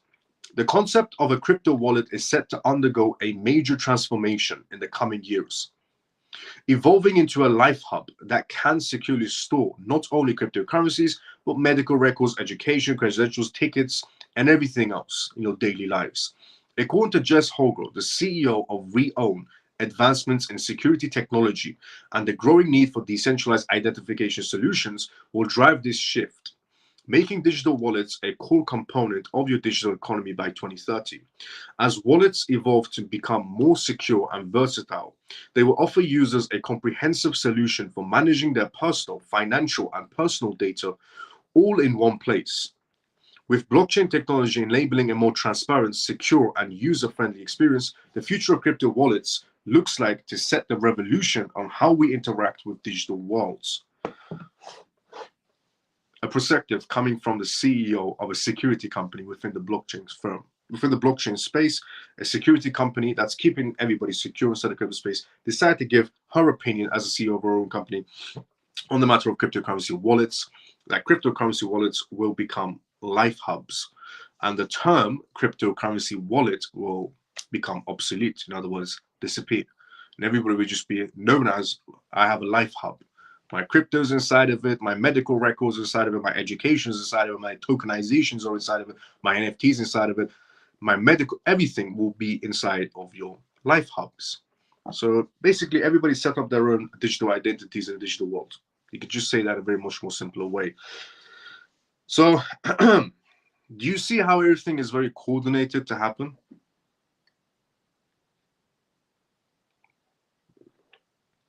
World essentially bank does testings on blockchain, then COVID happens. Everybody moves away from cash. At the same time, banks and cash points are closing down. The government tells you crypto is bad, so more people run towards crypto.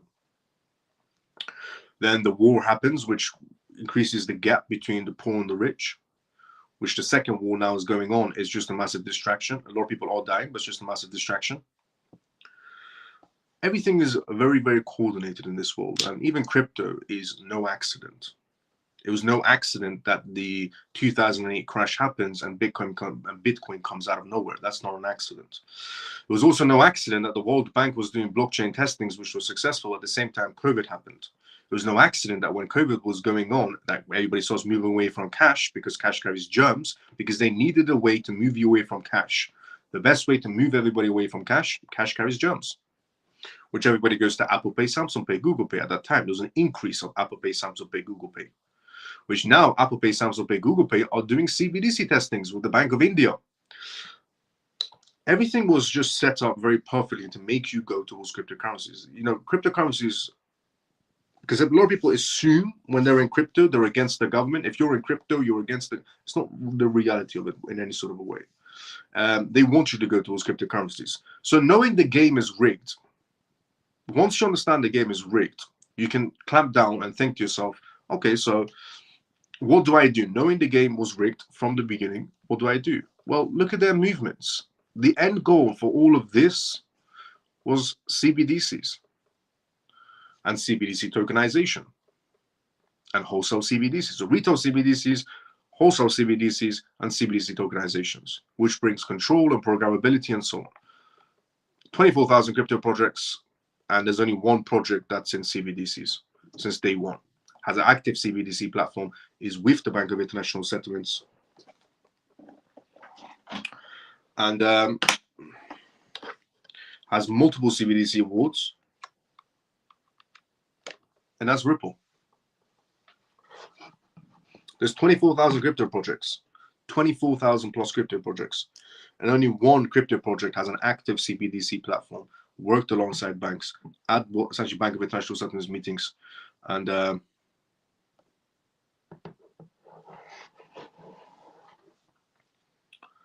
I mean, everything was coordinated to happen. Nothing happens by accident in this world, not even crypto.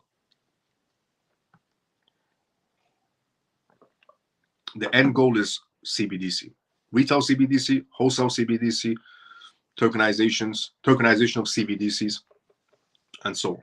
The Bank of International Settlements right now is doing tokenization of CBDCs. Everything was coordinated. There's 24,000 crypto projects, and only one has an active CBDC platform, won multiple CBDC awards with the Bank of International Settlements, with the International Monetary Fund, does events with the World Economic Forum, as Ripple and XRP. So knowing the game is rigged, now you just gotta know how to play it properly. Miles, I think social media watchdogs are preparing for you when you get married, because when you say something out of line, they just tune you out.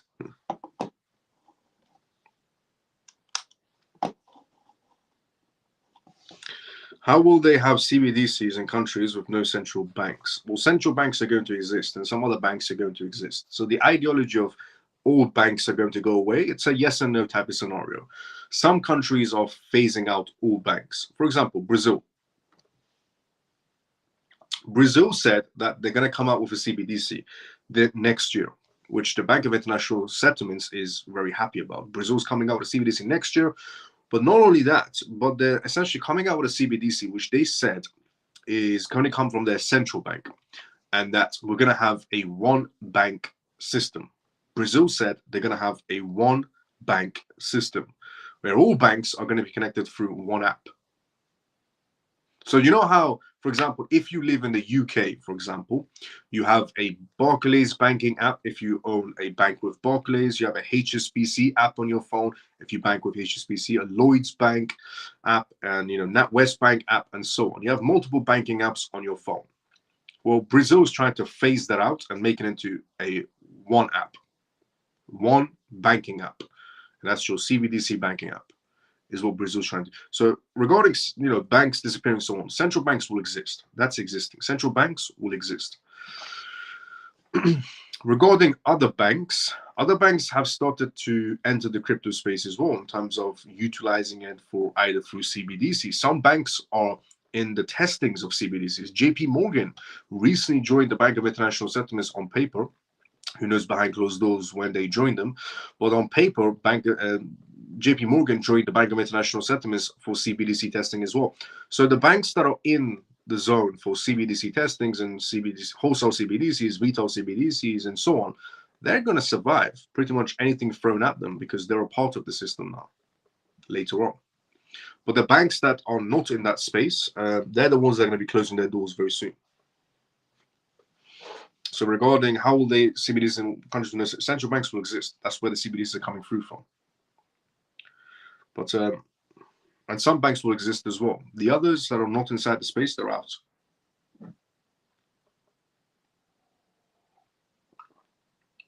But yeah, some countries are doing approaches like Brazil, where it's a one banking app. Doesn't matter if you have 6 banking apps. When CBDCs come out in Brazil, you have one banking app. And other countries are doing, some of their banks are involved in their CBDC projects. For example, Russia is making a mandate for CBDCs to be coming out of their banks. There's a lot of Russian banks on their CBDC testings. There's a lot of banks around any jurisdiction has a lot of, especially Hong Kong has a lot of Hong Kong banks in their CBDC testings. India has a lot of Indian banks inside of their CBDC testings. Japan has a lot of Japanese banks inside of their CBDC testings. And that goes for pretty much any jurisdiction. There's a lot of banks involved in CBDC testings from their own countries.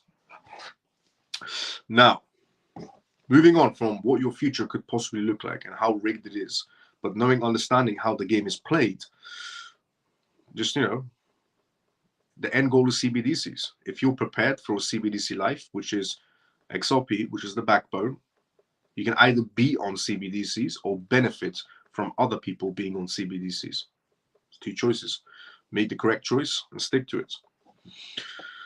Now, Ripple CTO, on the topic of Ripple, XRP, and CBDCs, but on the topic of Ripple CTO breaks down XRP valuation linked to payments. In a recent tweet, Ripple's Chief Technology Officer, CTO David Schwartz, shared his insights on cryptocurrencies' use and payments, including XRP, shedding light on his valuation in relation to payments. XRP on payments, a perspective from David Schwartz, CTO of Ripple. In response to an ex-user, David Schwartz remarked that virtually no crypto is being used for payments so far, and that XRP, on the other hand, has a wide availability, is among the top 5 in terms of market capitalization, and has low fees and fast confirmations. The Ripple CTO, on the other hand, believes it is not being utilized more for payments for the same reasons that other cryptocurrencies are not being used for payments. In other words, Ripple's CTO, David Schwartz, has stated that essentially the adoption rate hasn't started yet. But as reported, David Schwartz indicated that a lower price for XRP could make payments more expensive. See, this is where it gets interesting, because David Schwartz mentioned something similar to this a very long time ago. And again, he's repeated something that he said a very long time ago, but this is just to refresh people's memory. As reported, David Schwartz indicated that lower prices for XRP could make payments more expensive. So a low-value XRP token makes payments more expensive. He said, if XRP cost $1, if one XRP cost $1, they need 1 million XRP, which would cost $1 million to move it. If XRP cost $1 million, this is a perspective, again, from David Schwartz, CTO of Ripple Labs. He said, if XRP costs $1 million, they need one XRP, which again costs $1 million. He explained in another comment that Ripple's CTO clarified that what he meant was essentially that won't make your payments any cheaper. It will just mean that you're buying and selling the same value of XRP, moves the market against you more, making payments even more expensive. David Schwartz went on to highlight the obstacles to adapting stablecoins for payments. There are essentially two types of people who require payments: those who are well connected to existing financial systems and those who are not, implying that stablecoins will face a similar challenge to cryptocurrencies to gain traction in payments. Ripple's CTO debunks XRP's price manipulation regarding the price of XRP. The Ripple CTO responded to claims of price manipulation by saying, because people are saying Ripple's trying to maintain and control its price. So he said that, and regarding XLM and XRP are following each other. We've looked for evidence that changes in our activity affects the price of XRP, and we're not able to find any. Even over 8 years, XRP's price and XLM's price track each other. There's no evidence to why they're doing this from his perspective. David Schwartz also reacted to an ex-user who complained about the circulating supply of XRP and requested that Ripple do more to support the XRP ledger developers. He said, I'm very open to suggestions for ways we could do more support developers. People complain that distribution is too essentially concentrated, and then they complain too much is being distributed. There are just aren't a lot of either party's options. In other words, people are confused on, do they want XRP to cut its XRP down, or they want people to have XRP as funding to grow their projects. But the conclusion, and a much more simpler way to put it, the conclusion of what David Schwartz meant by all of this, in essence, David Schwartz, CTO of Ripple, is saying that a higher price XRP leads to a more stable and cost-effective transaction due to increased liquidity and reduced market impact. So David Schwartz is trying to tell everybody in the world that a higher price XRP leads to a more stable and cost-effective transaction. So XRP needs to be higher priced. And the example he used was 1 million XRP, but put that to one side. But a higher XRP makes the transaction basically more stable and cost-effective than a cheaper XRP for big transactions. So if somebody wants to move a million worth of XRP or 100 million or a billion, each XRP token being higher priced at that moment in time is better for that transaction rather than cheap XRP. Because high value XRP tokens are more stable and cost effective for transactions if somebody's trying to move a lot of money on XRP. So in his words, XRP needs to be higher, because people were saying to David Schwartz, some people were saying that XRP is going to stay cheap and it needs to be cheap for transactions, which indicated David Schwartz saying, no, XRP needs to be higher in price for more effective transactions and stable transactions, not cheaper in price, higher in price. And the example he used was 1 million per XRP. But I mean, that was his example, but higher is what he's trying to suggest.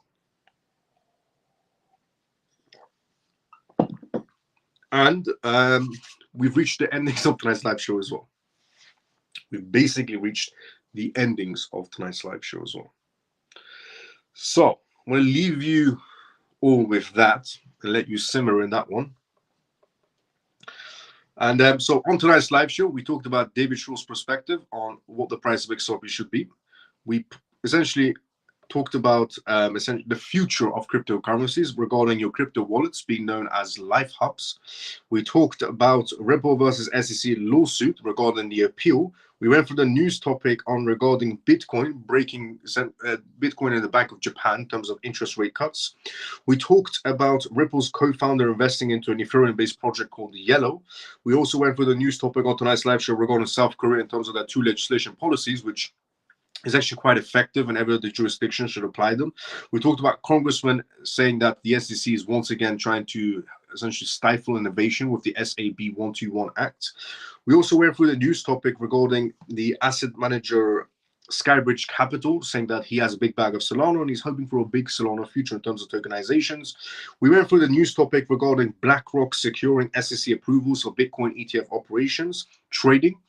One green light is there for Bitcoin ETF options trading. Two more green lights need to come from the OOC and the CFTC. And we also went for the news topic regarding Christian Lagarde, the ECB, European Central Bank. We went through as well regarding her perspective on the trifecta issue that's going on inside market space. So those are the news topics we covered on tonight's live show. This was the CMF live show. Hope you guys enjoyed it. If you're watching this for the first time, and if you're regular, let's go CMF. This was CMF live show. Stands for Crypto Mouse Family. You can tune into this live show every single night, starting 11:25 p.m.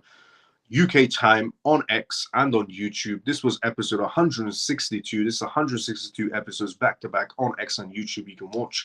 Tune in tomorrow. Well, not tune in tomorrow. We'll tune in today basically because it's 1:20. But episode 163 is going to be today, in other words, because it's 1:20 a.m. in London right now. And this was CMF live show. Stands for Crypto Mouse Family. I talk about the most recent things that's happening around the world in terms of cryptocurrencies, CBDCs, AI, politics, regulations. And he said that because it's less volatile. Exactly. Good night, Miles and family. See you tomorrow, Orphan. Thank you, Miles and CMF. Good night and see you tomorrow. Mike, see you tomorrow sometimes usual as well. Night, Miles. Pablo, see you tomorrow sometimes usual as well. Funky brother. Night, Miles. See you tomorrow sometimes usual as well. I will be seeing. And by the way, I just want to say thank you so much to everybody that's been liking and retweeting this live show on X and putting comments after the live show is done on X. Thank you so much to everyone on YouTube who's been liking and commenting on YouTube as well. Good night, Miles and CMF. Joe, see you tomorrow sometimes usual as well. I will be seeing everybody tomorrow. Same timing as usual. Everybody have a great day. Everybody have a great day or a good night, depending on where you're around the world. CMF.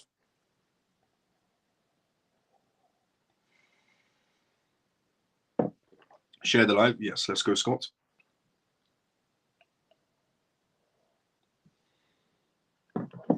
See everybody tomorrow. Same time as usual. Everybody have a great day or a good night, depending on where you're around the world. CMF, see you tomorrow. Same time as usual. Love you all. See you tomorrow. Thanks, Miles, for everything you do for our family daily. Scott, let's go. See you tomorrow. Sometimes as usual as well, Scott. See everybody tomorrow. Same time as usual. If you haven't followed, follow. If you haven't subscribed, subscribe and tune into this every single night. See everybody tomorrow. Or today, because it's 1:20 a.m. in London. See you guys.